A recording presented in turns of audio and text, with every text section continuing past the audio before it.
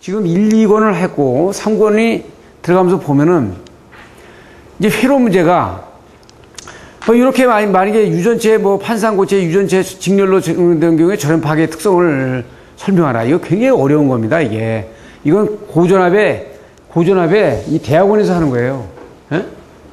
그러니까 이런 것들은 이게 시험 문제, 이거 10점짜리다 냈다는 자체가 이거 문제가 있어. 그러니까 이건 무슨 얘기냐면은 이렇게 양쪽에 판을 걸고 여기 DC를 걸어요. DC 전압을 건단 말이야. 이게 이제 우리 뇌하고 똑같은 거야. 이게 이제 이게 평판 대 평판, 이게 이렇게 해놓는 거는 이 평판대 만약에 침이다 그러면 이렇게 집중 전개가 이렇게 몰리겠죠. 이렇게 될 거야. 근데 이게 평판 대 평판이니까 정확하다 그러면 이렇게 아주 균일하게 이 전기 형성이 될 거라고 이렇게. 여기에 이런 백라이트 같은 걸 넣은 거지. 가운데다가 유전체를 직렬로 낳은 상태에서 이 절연 파괴 현상을 넣어라. 이게 지금 쌍극자필의 짐의 원리하고 이 비슷한 부분이에요. 이게 굉장히 어려운 겁니다. 지금 보면은 여기에 플러스를 걸고 여기 마이너스를 걸었으면 모든 건 뭐라 그랬어요? 전압을 가하면 여기서 강의받은 사람들 어디 가서 접지를 갖다 마이너스라고 하지 말았죠. 말하라 그랬죠. 그죠? 마이너스는 항상 대지는 중성이야. 그리고 어떤 거든지 대전을 하면 마이너스 상대방 것이 바로 대전되는 거예요. 아시겠죠? 항상 액션, 리액션이에요. 응? 뭐 여기다 플러스를 걸면 이 뒤에는 반드시 마이너스가 걸리는 거예요. 그러니까 이게 플러스니까 이 안에 이것이 절연체가 됐든 유전체가 됐든 도체가 됐든 이 백라이트를 놔도 마찬가지야. 여기가 잘 돌지 이 로테이션이 안 돈다는 거지. 여기에 뭐냐면 어디에 자구가 이렇게 랜덤하게 막 돌고 있죠. 그죠? 마이너스 플러스가 이렇게 전압 걸기 전에 있다가 전압을 걸면은 이렇게 쓴다 그랬지. 이렇게.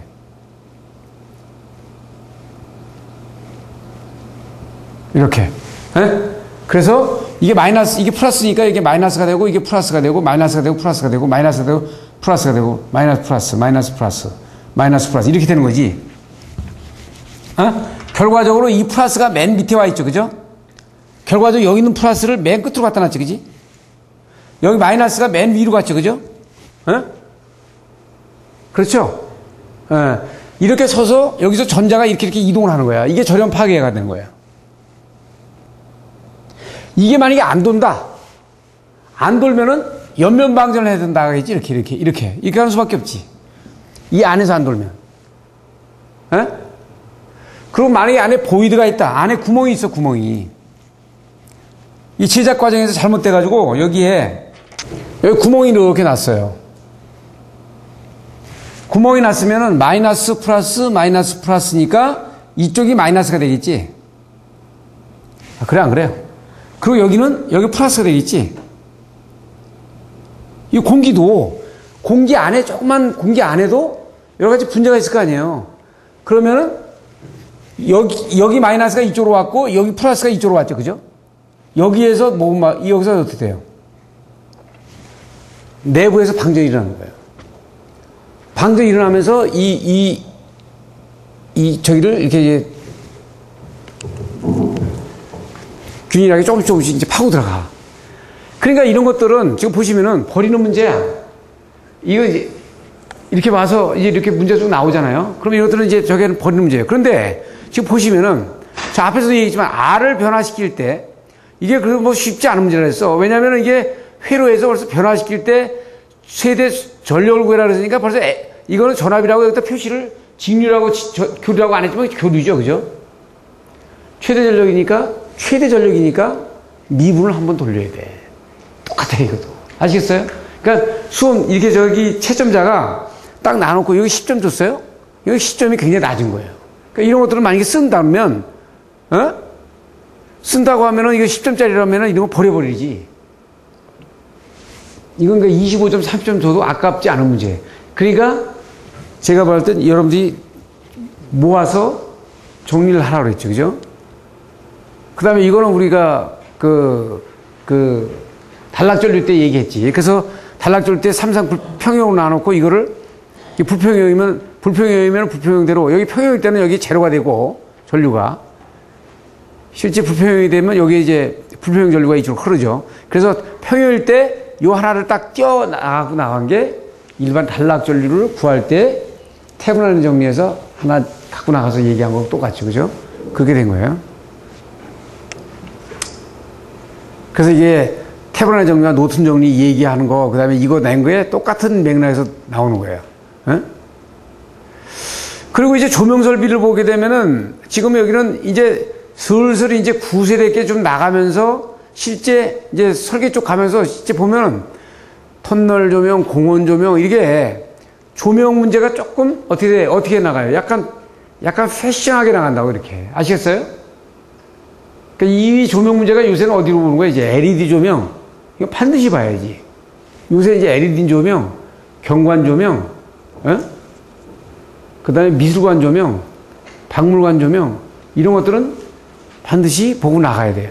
그 대신 여기서 이제 좀 저기한 건 아주 기초적인 로직한 문제들 이런 것들은 별도로 빼고 나가야지. 그래서 조명 문제는 지금 보면 아주 굉장히 이렇게 실무적인 문제로 쭉 간다. 그러니까 기초적으로 다 여러분들이 조명 공부할 때 뭐 방지수가 뭐냐, 뭐 관광보상률이 뭐냐 이것들은 기본적으로 공부하면서 페이지 깔아놓고 시험 문제를 200문제를 고를 때는 빠져도 되겠다. 그래서 여기서 정리하는 문제는 실무에 대한 문제를 좀 정리를 해서 끄집어 나가면 돼요. 전부 다 그렇죠. 여기에 이제 3파장 이런 것들이 슬슬 나오고 글레어와 그림자라는 게 나오고 이런 것들이 이제 나오기 시작합니다. 그죠? 에?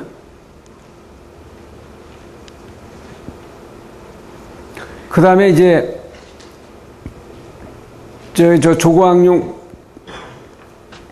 안전기에 대한 문제, 그 다음에 OA 문제, 인텔리젠트 빌딩의 문제, 국제적 경기장의 축구 조명, 이때가 왜냐면 그때 우리 월드컵 그때 할 때, 이때 집중적으로 돼 있었어요. 그래서 이제 이렇게 해서 이제 시험 문제가 그런, 문제들이 지금 나오는 것이 쭉 보이고, 동력은 보면은 이제 동력은 제가 저번에 이 얘기가 뭐냐면 기동 방법이라 그랬어. 기동 방법. 기동 방법 중에서도 직류전동기하고 농용 유전동기야. 뭐 건축적 설비는 다 그거예요. 예? 그래서 그 뒤쪽에 기본적인 문제가 앞에서는 집중적으로 나왔어요. 근데 이게 이제 동력 문제도 조금씩 이렇게 어떻게 보면 약간 세련되게 나가요. 요 뒤에 보면은 지금 보시면은 여기 뭐 이래서 고주파가 미치는 뭐 회전기기에 미치는 영향 5가지 이건 기술에서는 핸드북에 그대로 있는 거지만 범용 PWM 인터페 뭐 구성 요소, 뭐 역률 개선 문제, 뭐 이런 것들은 뭐 일반적인 문제라고 치고요. 그 다음에 Y 델타의 보호 협조에 대한 문제,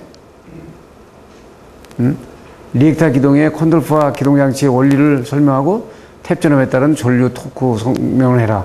이것도 쉽지는 않은 문제인데 기본적으로 보면은 이 리액터 기동이라는 걸 알면은 이거 답도 충분히 쓸 수 있는 그런 문제들이에요. 그런데 앞에서 보면 앞에서는 아주 단순한 문제들을 가지고 터치를 했는데 이제는 좀 약간 이렇게 잡아 틀고 나름대로 이렇게 내용을 조금 난해하게 좀 만들어가죠. 이제 무빙웍이 나오기 시작하고 엘리베이터 내진 설계, 뭐 속도 제어, 농용 유도 이제 진부한 건 나오지만 이렇게 나옵니다.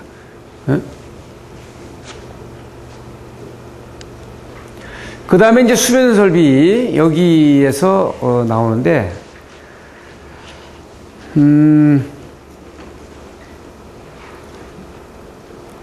제가 수변 설비에서 몇 개라 그랬어요? 지금 몇 퍼센트예요? 몇 퍼센트? 저기 분석을 했을 때 보통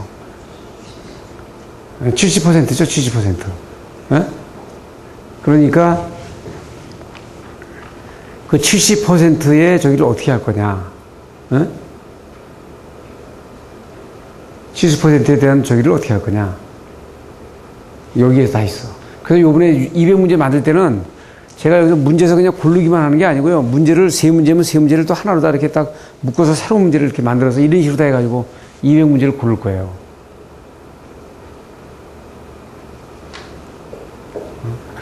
그래서 제가 여기 출석률이 되는 사람에 한해서만 마지막 날 저기를 유임으로 저 책을 전부 다 복사를 해가지고 지금 왜냐면 다 절판이 되어 있기 때문에 해가지고 관련되는 책을 제가 나눠드릴 겁니다. 그러니까 출석 체크를 지금 잘 하시고 그 중간에 출석이 안 되신 분들은 그거는 감안하셔야 돼요. 왜냐면 그것도 약속이기 때문에 서로의 약속이라 수변 설비 여기에서 문제를 잘 골라야 된다 이거예요. 당락은 여기 다 걸려 있어요. 나머지들을 이제 지금 조명 이제 문제를 내가 일부러 이렇게 다 이음을 나눠드렸어도 되는 보면 되는 거 같다. 이게 설명을 한 이유가 있다는 얘기야.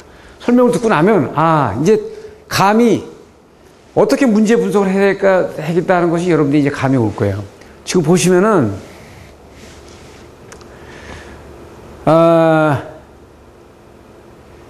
뭐 이렇게 이제 설계 문제들, 이렇게 기본적인 설계 문제들 이런 것들은 내가 그냥 자료를 가지고 있는 것들은 다 되고 기본적으로 고르면은 예를 들어서 뭐 전자외점에 여기 뭐 기본 서지에 대한 거 뭐 예를 들어서 뭐 비접지와 뭐 비접지 지각 방식,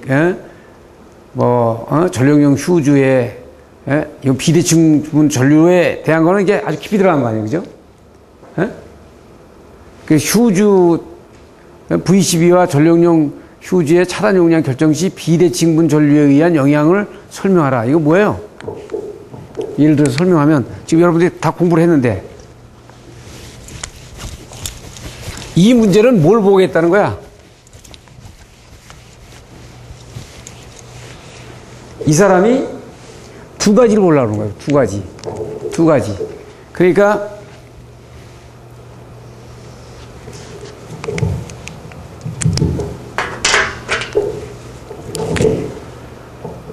V12는 이렇게 했다가 여기 떨어졌죠? 이게 떨어지는데 이게 어떻게 돼? 이건 어떻게 돼? 이거 대칭이지, 대칭. 비대칭이 여기 아니에요, 그죠? 근데 이게 보통 어떻게 돼? 이게 0.03 세크 정도 되는 거지. 그리고 요게 여기까지 오는 게 대개 10 세컨드 이렇게 되는 거 딱 간단하지, 그죠? 그런데 한류형 휴즈 같은 경우, 비한류형 휴즈나 뭐 한류형 휴즈 같은 경우는 여기에서 어떻게 돼? 이게 뒤쪽으로 가지, 이렇게 뒤쪽으로 이렇게. 그래가지고 여기서 어떻게 돼? 이게 0.01세크. 자, 그러면 한류형 휴즈가 이렇게 되면 이건 어떻게 돼? 여기 뭐야? 단락 전류를 잡는다 그랬지? 단락. 여기 과부하라 그랬지?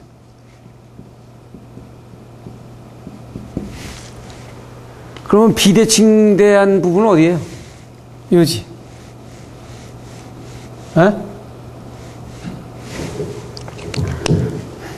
즉 그건 뭐냐면 과부하에서 단락으로 이행하는 그 과정이에요.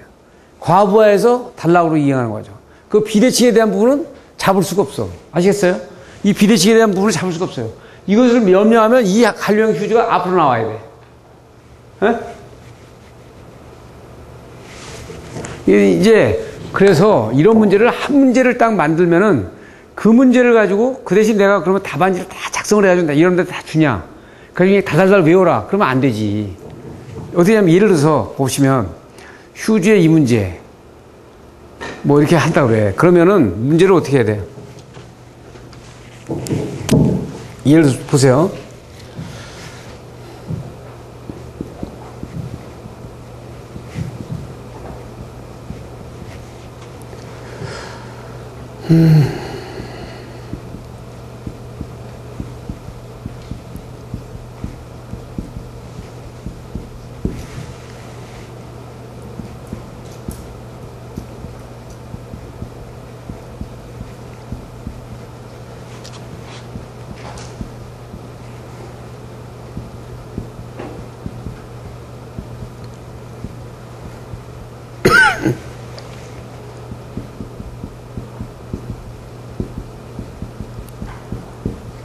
이런 문제가 이렇게 만들면은 이 한 문제 모음 답안을 쓰므로 해가지고 이 문제를 답안을 작성함으로 해가지고 이 사람은 어떤 공부가 다 돼야 되냐면 전력 휴지에 대한 공부가 다 돼야 돼. 그 다음에 V10이나 M12에 대한 특성이 공부가 다 돼야 돼.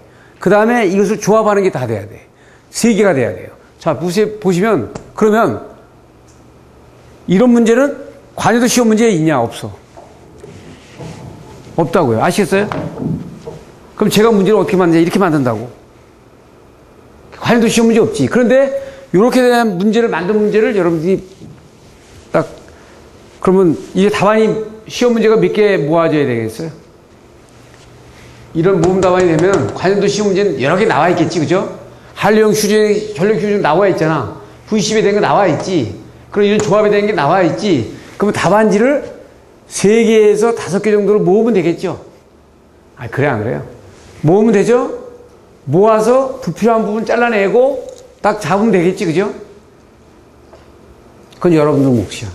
그걸 만들어주면 답안지가 똑같이 돌아다녀.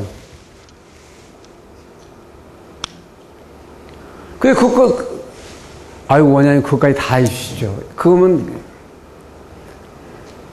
에? 아시겠어요? 이렇게 해서 200문제를 만들면은, 이 문제는 말이 200문제지 몇 문제가 될까? 에? 이거는 600문제에서 700문제를 200문제로 조합해 놓은 거하고 똑같아요. 에? 그래서 바닥에서 훑어가지고 이렇게 딱 정리하는 거예요. 그렇게 하는 거예요. 지금 보면 수면설비 문제도 뒤로 가면서 싹 세련돼집니다. 에? 그러니까 앞에 1, 2권은 아주 로직한 문제들이 이렇게 나와요. 아주 순진한 V12에 대해서 쓰라 뭐 이렇게. 에? 근데 이거를 몇 개를 묶어가지고 하나로 다 딱 잡아 돌린다고 지금 이게. 에? 그러니까 이런 거에서 좀 보고요. 여기 보시면은 뭐 이런 거 이제 수면 차단기 동료 들고 설명해라 뭐 이 시험 항목 10가지 이런 거 다 버리는 거고, 그 변조실 용량에 대해서 결정 요소를 들고, 이런 것들, 내가 아마 200문제를 가지고 아마 일주일 이상 고민할 거예요. 그러니까 일주일 이상 시간을 들여가지고 만든다고. 그러니까 굉장히 시간을,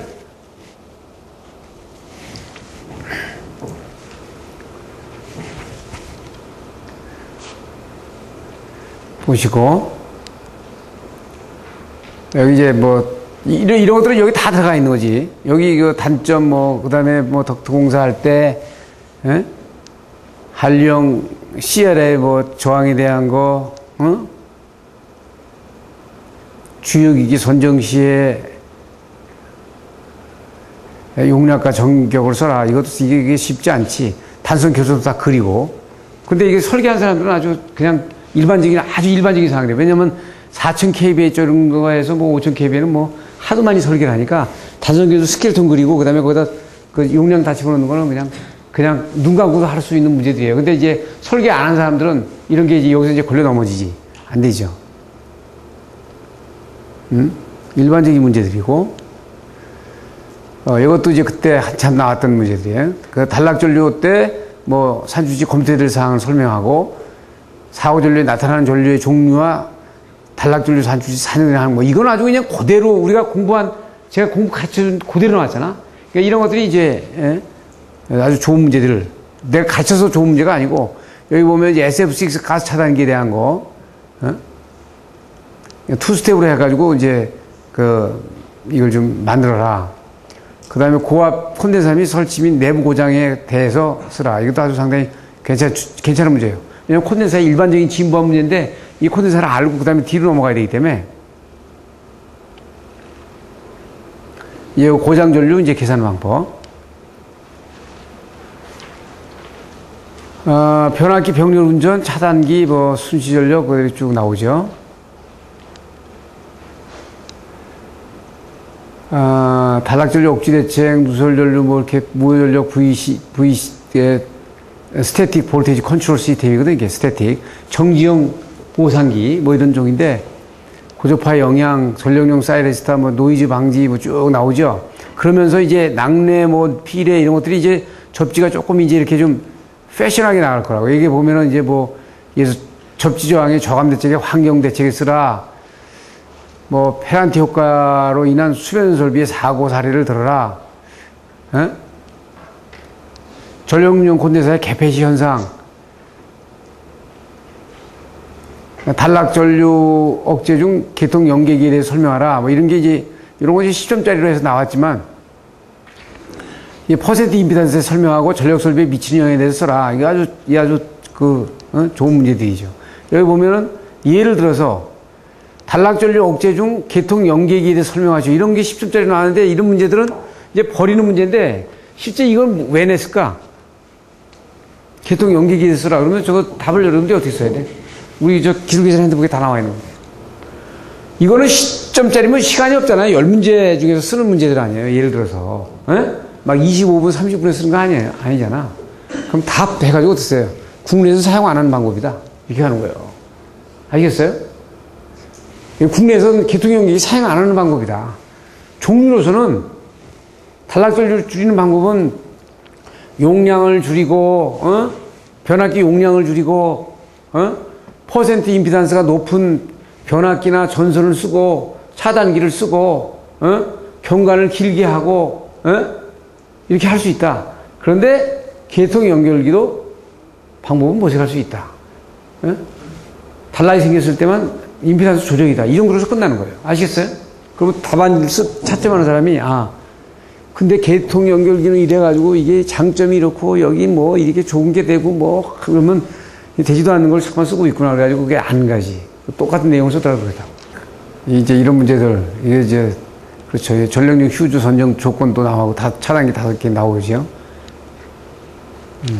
그리고 예비전원 설비에 이제 보시면은 변압기하고 대개 예비전원 설비는 이제 변압기하고 발전기하고 축전지하고 그 다음에 이제 그 UPS하고 뭐 이런 쪽에 정도가 쭉 이제 정리가 돼서 나올 거예요. 옛날에 이제 가스 발전기가 많이 나왔는데 이게 이제 우리나라에서 성공을 못했어. 시장에 진입을 하는데 성공을 못해가지고 그 이미 이제 이렇게 나가는 저기 때문에 이런 문제들은 이제 상당히 중요하지만 별로 이게 시사성이 없는 문제로 되고요. 그래서 그런 관점에서 좀 보시면 돼. UPS 뭐 축전지 쭉 나오고 배전 및 배선 설비에서 누전 차단계 레인펄스에 대한 부분 이제 무동삭 시험 이런 것들도 이제 좀 어려운 문제인데 이런 것들은 이제 좀 여기서 고려하지 않아도 되고 대부분 이제 여기에 그 배전 및 배선 설비는 기술 계산 핸드북에 있는 문제들이 좋은 문제들이 굉장히 많아요. 그래서 거기서 나오는 문제들이 대부분 이렇게 다시 나오는 문제들이 굉장히 많다. 여기 지금 나오는 문제들이 거의 다 기술 계산 핸드북에 있는 문제들이에요. 그러니까 여기 뭐 EPS 뭐 이런 것들은 이제 실무적인 문제지만 뭐 케이스케이드, 고조파, 회전기기, 동상 다 이것도 그대로 있는 거죠. 차 패칭의 원리의 문제 뭐 이런 것들을 볼 수 있고. 그 이제 표피효과 많이 나오는데 이게 이제 뭐냐면은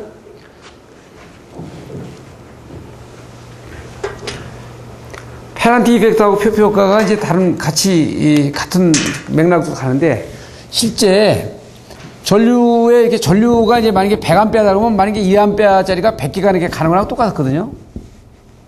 1A짜리가 100개예요. 알았어요? 그럼 1A 그러면 자기가 이렇게 만들어지잖아. 그죠? 이렇게 만들어지면은 이렇게 가는 거하고 이거하고 상쇄가 되지, 그지? 그러니까 이 안쪽이 없어지고 이게 안에가 이만큼이 전선이 없어지는 효과가 똑같아. 그러니까 이 100개가 어떻게 바깥으로 몰리는 거죠. 바깥으로 몰린다고. 안에 전선을 골고루 가져야 되는데 이게 그러니까 히팅이 되지. 그러니까 바깥쪽으로 몰리다 보니까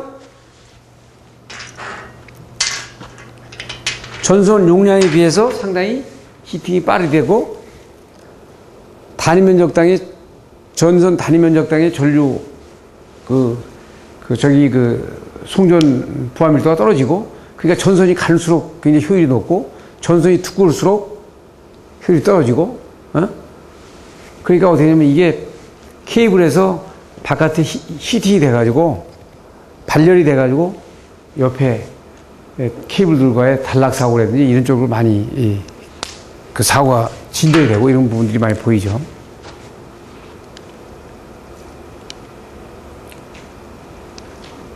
스타트 케이블용 전선 간선 굵기 문제, 초고층 수직 간선 표피 효과 발생 효과 또 이런 문제 몇 개 나오는데 그래서 여기 이제 횟수하고 쭉 해서 이렇게 정리해 놨어요. 정보 설비는 거의 많이 닫아야 돼. 그러니까 지금 이제 상당히 많이 달라졌기 때문에요. 여기서는 이제 이런 문제들이 나왔다는 것들만 여러분들이 쭉 보시고, 실제, 우리가 이제 모음 답안을 만들면은, 만드는 저기에서는 이제 많이 빠져나가는, 예? 그런 상황이라고 보시면 돼요. 이거는 관련된 문제를 이런 것이 이렇게 나왔다는 것만 이제 보시고, 방제 및 방범 설비. 여기에 이제 뭐 AW 이론이라든지 뭐 이렇게 필요 설비 시스템과 뭐 이렇게 쭉 나오는데, 갬리스 페렉이 독립접지, 공용접지에 대한 거, 전기 방식의 문제, 스티머 지연형, ESE, 뭐, 프랭크 비에치, 이게 이제 그때 최근에 되는 때는 이게 이거를 갖다가 이제 많이 저기 하려고 냈는데 이게 이제 의도가 이런 것들은 이제 어떻게 보면 이 ESE를 많이 선전하려고 낸 건데 이게 이제 기준이 바뀌면서 완전히 이제 시장에서 사라지는. 지금 얼마나 기준이 무서워요. 지금 시장에서 완전히 사라졌잖아요. 거의 뭐 한 5년 전에는 대한민국 ESG로 꼭 막 다 바르더라고. 그래서 제가 이거 곧 사라집니다. 이거 하지 마십시오 하니까 말을 안 들어요. 기준이 바뀌니까 어떻게 돼요? 그만큼 이게 기준이 이게 무서워. 이게 안 맞는 거거든. 그러니까 이거는 이제 이때는 되는 쪽으로다가 이게 답안을 써달라는 거였었어요. 그러니까 이런 것들이 이제 그게 아니고. 여기 이제 보폭정합을 구하는 문제들. 그 전에 저희들이 이제 시험 공부할 때, 점검 시험 볼 때는 이렇게 이제 여기 속에다가 이렇게 가로 넣기를 했는데 이게 참 어려웠어요. 옛날엔. 그러니까 이게 쉽지 않다고. 근데, 이제 이런 것들도 이게 옛날 분이 돼서 넣는지 이렇게 넣는데 이건 이제 여기 저기서는 이게 의미가 없고 10점짜리로 해서 이렇게 나왔는데 여기에 이게 피레기 15m 전방에 설치하고 25kV 했을 때 걸린 전압은 뭐냐? VT는 뭐,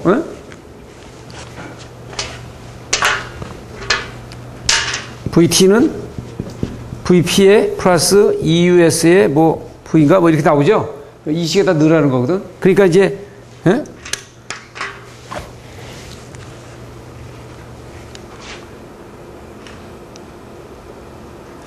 이제 이때 내가 이제 NEC를 많이 가르쳐 가지고 여기서 이제 접지가 미국 설계하고 국내 접지 문제를 쓰라. 뭐 비축기제 이게 이제 그 NEC 나오는 거거든요. 이런 것들이 좀 나왔고, 단독 접지와 공용 접지의 장점. 그래서 내가 이 단독 접지를 지금 공용 접지로 바꾸는데 15년이 걸린 거야. 제가 처음에 스타트를 해서 막 부르짖고 별짓을 다 했는데도 안 되는데 지금 이제 거의 이제 15년째 이제 공용 접지로 바뀌어진 거예요. 아마 여기 그 라인이 지금 없는데 지금 여기 기술사 저한테서 오래 하신 분들은 제가 10년 전에 이 단독 접지는 미친 짓이고 1종, 2종, 3종은 이건 없어져야 되고 그러면 강의 듣다가 원장님 왜 그런 강의를 하세요? 이런 사람들 많았어요. 저한테 쉬는 시간에. 와가지고, 나 틀렸다 이거지, 저보고. 예? 특히 안전공사 있는 분들, 이런 분들은 그냥 쌍심지를 들고 그냥 무슨 소리예요? 원장님 무슨 소리 하고 있어요? 예?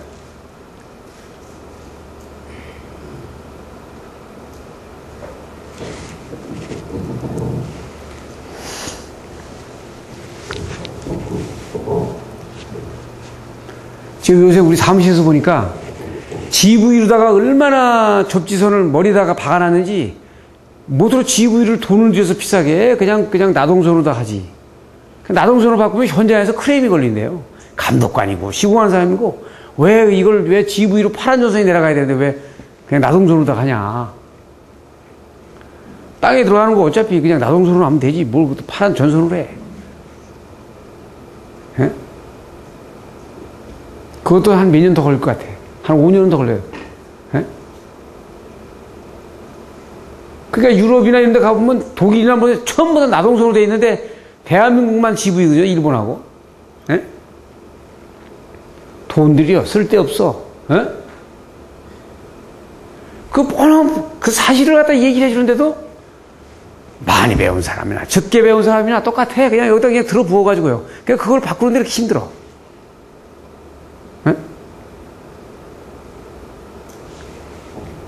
아니, 전선을 뭐 GV로 하면 무슨 타치전압 뭐 감전이 안 되나? 이게 그게 아니거든. 그게 저기는 전부 다 등결이 접지를 다 하는 과정에서는 어차피 나동선으로 해가지고, 그러니까 미군 설비 같은 경우는 여기에 만약에 피레침이 있으면은 여기에 이제 여기보다 저기가 있다 그러면 여기를 스테인레스로 이렇게 쌓아요. 그러니까 이거는 뭐냐면 지상 여기서 1m면 1m, 2m를. 그러니까 이건 GV를 쓰는 그런 저기가 아니라 풀 깎기 하면서 이렇게 풀 깎는 기계들이 이 전선을 이 자를까봐 그걸 막기 위해서 기계적으로다가 이거 보호를 하기 위해서 하는 거. 그거는 이해가 되지. 근데 이걸 뭐 PVC로 뭐 1.5m를 올려라. 이 그렇잖아요? 그래도 이제 많이 바꿨어요. 이제는 이제, 그거 부르는 자기는 제가 놓은 거야. 그래서 대한민국 전기 쪽에 참 근본을 많이 바꿨어요. 근데 맞았잖아. 맞으니까 바꾸는 거예요. 그런데 그 옳은 걸 바꾸는데 그렇게 힘이 드는 거야. 에? 지금 보시면은, 그래서, 이미 이제 1종, 2종, 3종은 형식은 있는데 물 건너갔어요. 법에는 있는데 거의 물 건너갔어. 다 설계가 지금 공용접지로 가잖아요. 그죠? 예? 이제 물 건너갔다고. 그러니까 이제 어쩔 수 없이 규정이 먼저 간 게 아니라 내선 규정이 이제 어쩔 수 없이 박아서 안 하니까 이제 바꿀 수밖에 없는 그런 상황으로 가는 거예요. 그거는 그 대신 좋은 방향으로. 그게 이제 안전과 여러 가지에 그렇게 해가지고 지금 공용접지로 다 설계돼서 나가는데 이제 통신도 바꿔 나가기 시작하지. 통신도 전부 다 지금 이제 통신 사람들 그냥 옛날에는 그 단독 접지 아주 하느님 미치듯이 하다가 요새는 이제 다 묶는단 말이에요. 요새도. 이런 것들에 이제 여기 이제 필요 설비 그 초밀입자 감지기 여기 이제 방지 설비가 좀 나가고 그러는데 요새는 이제 방지 설비 쪽이 이제 소방 설비가 소방 기술사가 있어가지고 이제 빠져나오는 입장이고 피력의 제한전화 뭐 이게 쭉 있고요. 제가 이거 참 일주일 동안 많이 고민할 겁니다, 이게. 그래서, 아주 좋은 문제를 어떻게 구해낼까, 이렇게 할 거예요. 이제 바스에 대한 거는 이제 빌딩의, 인텔리전트 빌딩에 대한 부분인데 이것도 이제 요새는 많이 바뀌어져가지고 거의 이제 한참 이 인텔리전트 하다가 요새는 이제 이게 거의 이제 많이 뭐 IT화되고 다 묶고, 뭐 유비쿼터스가 되고 이제 하나의 이게 새로운 기술이 아니고 아주 융합이죠. 이렇게 달라진다. 이게 보면은 그냥, 그 옛날에 이런 문제들이 나왔구나. 이게 그때 10년 전에 우리 사회상이야. 그냥 인텔리전트 빌딩이다, 바스다, 무슨 통합 시스템이다, 뭐, 이런 것들이 옛날에 한 10년 전에 우리나라의 그 빌딩의 하나의 패턴이었다. 통합 문제, 에너지 문제. 이제 이 문제들이 많이 이제 부각이 되죠. 이제 뭐, 그린 에너지, 뭐, CO2 저감, 뭐, 해가지고 태양광, 이런 문제들이 이제 부각이 될 수밖에 없어요. 그러니까 200문제를 골라놓고 나머지 이제 한 20문제 정도만 최근에 사이드에서 아주 중요하게 부각되는 것들을 쫙 정리를 하면 거의 더 정확하게 딱 맞아떨어진다고 봐요. 그러면 답을 이제 얼마나 잘 쓰느냐가 이제 문제지만. 여기 이제 열병화, 코제너레이션, 이때도 이제 전기 에너지 효율, 태양광, 뭐 이런 문제들이 쭉 심야 전력 쭉 나옵니다. 그죠? 네. 지금 보시면은 이제 전번 2권하고 이번 3번째 보니까 패턴이 많이 달라졌죠? 네? 달라졌죠? 그죠? 근데 지금 전번에 제가 여러분들한테 나눠줘가지고 최근에 나온 문제를 봐도 거기면서 최근의 문제들만 몇 개씩 들어가죠. 그죠? 네. 그럼 이제 서브노트를 가지고 보는 거야. 하지만 이거는 귀중한 자료다. 어떻게? 엄청난 시간을 들여야 돼. 그러니까 그거를 여러분들이 들이지 않고 볼 수 있는 자료를 주는 거예요. 자, 보세요. 이건 제가 강의한 내용들이 그대로 담겨져 있는 거야. 총론, 동력 설비, 조명 설비 해가지고 이거는 기본 설비에 총론에 되어 있는데 여기 이제 숫자가 몇 개냐고 뭐 이 숫자가 뭐냐고 나한테 전화 온 사람이 있는데 그 전에 이 숫자는 요게 뭐냐면 여기에 나와서 시험 문제가 나온 횟수입니다, 이게. 여기 4, 5, 유도장애는 5번 나왔고, 정전기장애는 6번 나왔고, 유패스는 7번 나왔고, 이거를 다 쉬어가지고 여기다 쓴 거예요. 그래서 보시면은 전력 공급 설비에는 간선 방식, 간선 도체, 전압 강화, 배선 내성 규정 고주파장애 UPS로 볼 수 있다. 근데 이게 여기 앞에서부터 여기서 총론서부터 여기까지가 방범 설비 여기까지가 책 한 권이야. 그러니까 기본서의 전체 목차야. 대목차. 제가 근데 여러분들한테 뭐라 그랬어요? 목차를 적으면 책은요, 책 쓰는 거는 목차를 정리하면 책은 끝난 거예요. 어? 우리가 보고서를 쓸 때도 맞아요. 목차부터 딱 정리해놓고 쫙쫙쫙쫙 잡아놓으면 보고서 하나 끝나는 거예요. 목차를 어떻게 쓰느냐. 내가 답안지 뭐라 그랬어요? 뭐뭐에 논하라. 그러면 목차를 딱딱딱 써놓고 답을 쓰라더라도 하면 굉장히 좋은 답이 나올 수 있어요. 알겠어요? 그러니까 여기까지, 요게 3페이지밖에 안 되지만 기본서 책 한 권이다. 이걸 더 깊이 들어가면 어떻게 나오냐. 이제 거기서 이제 건축정설비란, 건축설비는 요 한 권으로 딱 요약되는 거야. 이게 대단한 거예요. 여기 보시면 요거 한 권 가지고, 이건 어디 돼?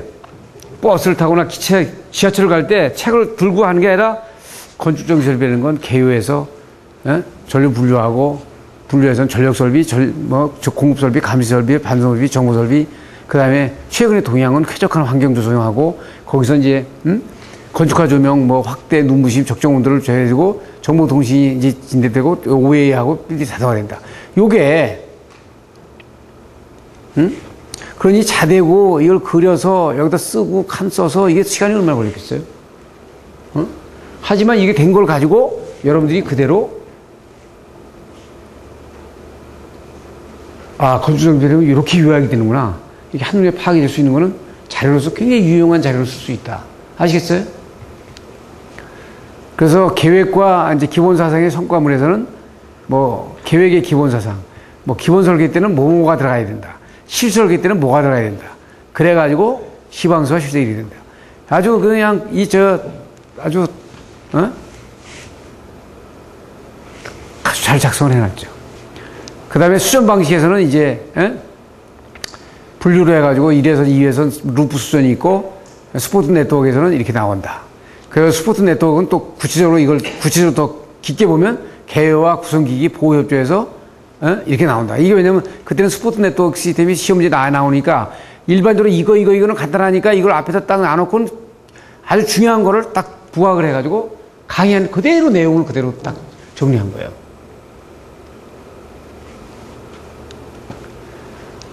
그리고 이거를 갖다 이제 더 크게 보면은 이제, 이게, 그러니까 이 양반은 시험에서 스포트 네트워크 설계 시공 그러면 설계 고려사항, 실설계사항 이렇게 딱 자를 대서 써놓고는 여기다 내용을 몇 개 쓴 것 같아. 그러니까 이게 안 되지. 그 시간에 자를 대고 쓰는 시간에 다른 사람들은 그러면 보면은 쭉 보일 줄 몰라도 내용이, 전반적인 건 잘 보여줬는데 깊이 내용이 들어가는데 문제가 있어. 시간을 가는데.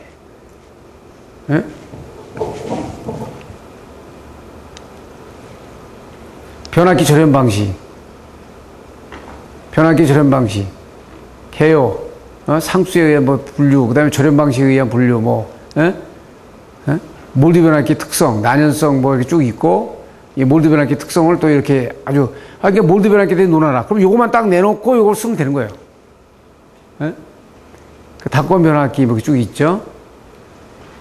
그리고 변압기의 뱅크 구성 시 고려사항, 변압기 보호에 대한 방법, 병렬 운전 조건, 그 다음에 임피단스 전압이 이제 변압기에 또 미치는 영향, 퍼센트 임피단스의 비교, 소음 진동 대책까지 여기 보면 하나씩 다 넣잖아요.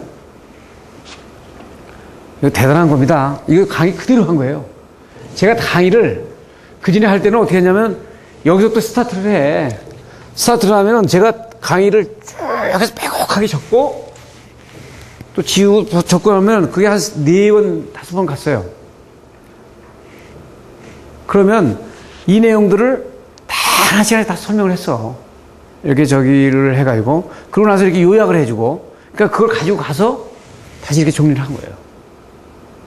그래서 이제 프리커에 대한 거, 프리커의 개요와 억제 대책, 그리고 이제 변압기에 대한 용량 선정과 그다음에 용량 결정 시 이제 고려사항들, 부하주사 배전 방식에 의한 거 전압 쭉 나오죠. 그리고 변압기의 경제적인 운전 문제, 변압기 발주 시 검토사항, 이거 왜 변전소, 한전 발주상하고 똑같지. 그러니까 이렇게 되면 이런 것들에 시간을 많이 들이면 거기에 이거 이제 한전의 변압기 발주자 담당자가 해야 거지. 아시겠어요? 그러니 여기에서 만약에 칼라도 된다면 이게 쭉 나눠놓고 진짜 해야 될 거, 이렇게 정면한 거. 그런데 이렇게 하려면 한 10년은 공부해야 돼. 10년. 에? 용량 추정하는 방법, 계산 문제, 부하 방법, 수용률, 뭐 변압기 용량. 그 대신 이거는 공부는 다 해야지. 이 내용들이 다 알아야 되잖아요. 그러니까 이게 중요하지. 시스템의 선정, 자가용 변압기의 뭐 계획 방법에 쭉 설명이 쭉 되고 있어요. 아파트 수전 설비, 개요,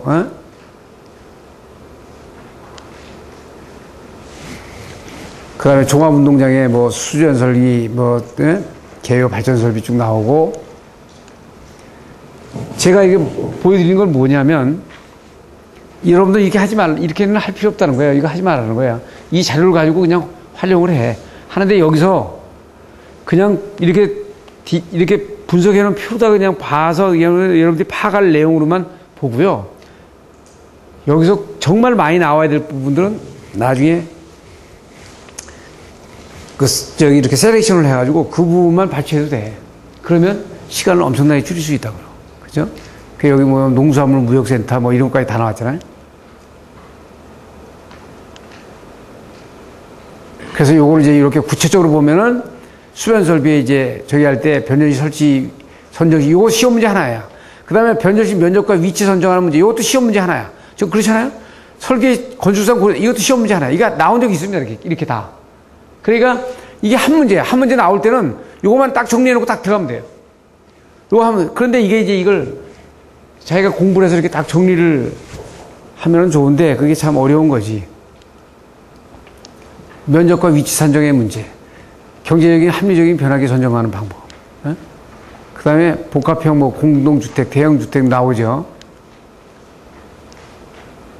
그린룸, 병원의 전기설비, 그 다음에 대형 병원의 전원설비 계획, 대형 빌딩의 전기설비 설계, 이런 것들은 이제 요 별도로 가져가야 돼.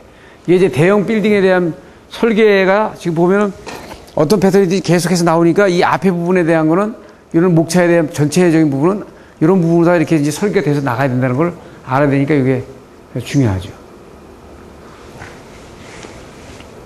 예비전원에 맞춰야 될 사항들, 안전점검을 고려한 전기설비의 설계 상태, 여기는 뭐 그렇고, 신뢰성 향상, 이것도 뭐 그래. 발전기, 이거는 반드시 이거는 별도로 봐줘. 이게 아주 잘 돼 있잖아요? P지환, R지환 뭐 이렇게 해가지고 냉각 방식에 의한 거, 지금 이건 미국 방식, 이건 미국 방식이 아니고, 저기라 그랬죠? 이게 일본 방식이라 했지. 그래서 제가 이걸 강의할 때 미국 방식에 의한 거, 일본 방식에 의한 거. 아주 그대로 했잖아요? 한국 방식에 의한 거. 응? 미국 방식은 어떻게 한다고? 전부 다 한다. 그랬죠? 전부 다 한다. 비상용 전원에 해당되는 거 전부 다 한다. 그 시 필요 없어. 다 합산하면 돼. 수용률만 딱, 용량이 너무 크게 나오니까 일본 애들이 이제 이렇게 만드는 방법이에요. 가스터빈 발전기에 대해서 지금 그때는 시험 문제가 많이 나왔기 때문에 얘 참 많이 나왔거든요. 그래서 지금은 이제 이게 많이 죽었죠. 축전지, 이거는 이제 여러분들이 가져가야 돼. 이런 것들은 반드시, 왜냐면 이 축전지 시험 문제가 딱 하나 안 나와도 그거는 차라리 이제 예를 들어서 가스터빈 발전기를 이제 좀 뒤로 넣고 저기 한다면 이 축전지 같은 경우 이런 것들은 반드시 여러분들이 공부를 가져가야 된다. UPS, 이것도 반드시 가져가야 되고요. 아까 범용형 PW 인버터 해가지고 내용은 지금 안 해놨지만 이 내용이 굉장히 많은 부분이 있는 거지. 그래서 이거 강의 다 한 겁니다, 이게 다. 그러니까 이 내용을 이제 정리하는 거 있고 이제 목차만 이렇게 정리를 이렇게 해놓은 거예요. 컴퓨터실의 컴퓨터 전원 대체, 조건, 뭐 루미네스 조명에서 이제 광원에 대한 방사 스펙트럼의 종류, 그 다음에 그 조명 관련 법칙들, 뭐 웨거너 페그너 법칙, 뭐 퍼킨즈의 효과, 뭐 열방사 스테판 볼츠만의 법칙, 페니 이펙트, 파젠의 법칙 뭐 다 있잖아요. 그 여기 보면 루미네센스에서는 이제 어떻게 되냐? 용어에서 이제 연색성, 색온도, 시감도, 순융, 뭐 흑채온도, 색온도 뭐 이게 쭉 나오죠. 이건 반드시 가져가야지. 다 공부해야죠. 가져가야 되는 거고 여기 명시론 쭉 있고 그래요. 종료명의 이걸 처음 다 줄을 쳐가지고 뭐 그 다음에 광원에서 나오죠. HID 램프에 뭐 개요, HID 램프, 메탈 할라이드, 3파장 뭐 고유 이 쭉 있죠. 조명기구, 안전기, 옥내 조명에 대한 거, 조명 방식에 대한 부분이 쭉 나옵니다. 실내 조명에 대한 조도 계산, 이거 ZCM 방법과 뭐 3배강법하고 해가지고 비교해서 제가 이거 비교해서 설명을 다 했거든 이렇게. 그러니까 그걸 또 표를 또 다 만들어서 다 했어. 아주 참 이런 사람들이 이제 어떤 건 기술사는 돼야 되는데 조도 계산법이 있고요. 균제도 있고 강강부상률과 보수율의 문제.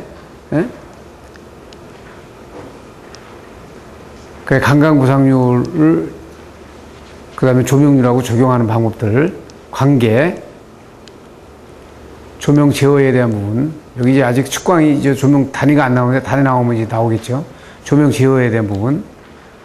건축화 조명 그렇고. 그 다음에 VDT 조명 계획. 이제 그때 한탕 인텔리전트 빌딩이었기 때문에 이 이제 시험 쭉 나왔던 거예요. 합리적인 설계 방법. 그 다음에 뭐, 자연 채광과 인공 조명에 대한 설계. 그 다음 푸사리, 테스크, 앰비언트 조명. 이것도 한참 많이 나왔던 거. 그러니까 자연 채광을 이용한 인공 조명의 조명. 이거였어요.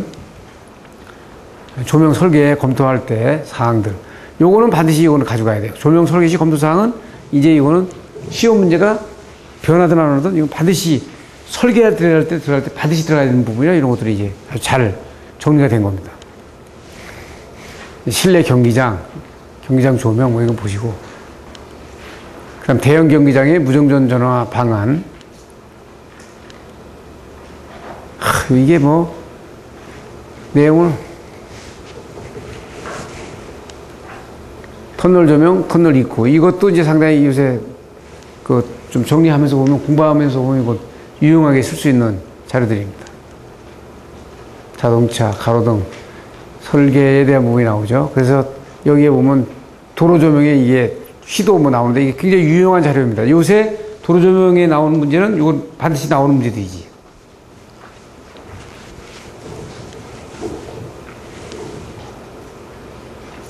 조명 설계에서 이제 평가 방법들, 도로 조명의 평가 방법들, 이런 자료들은 이제 그 조명에서 여러 자료들을 봐야 나오는 자료들이기 때문에 잘 돼 있어요. 전시 조명, 주택, 고천장, 그 다음에 상점, 백화점 조명, 이런 것들이 이제 좀 잘 돼 있고요.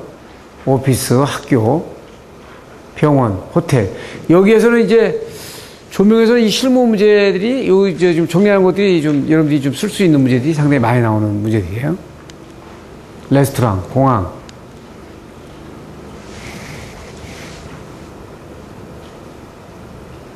그 다음에 항공장애 등은 이거 이제 비행장에서 얘기인데 이거는 여기서는 뭐 요새는 이제 좀 저기 하고 형광등 여기까지만 오늘 강의 여기다 끝내겠습니다. 감사합니다.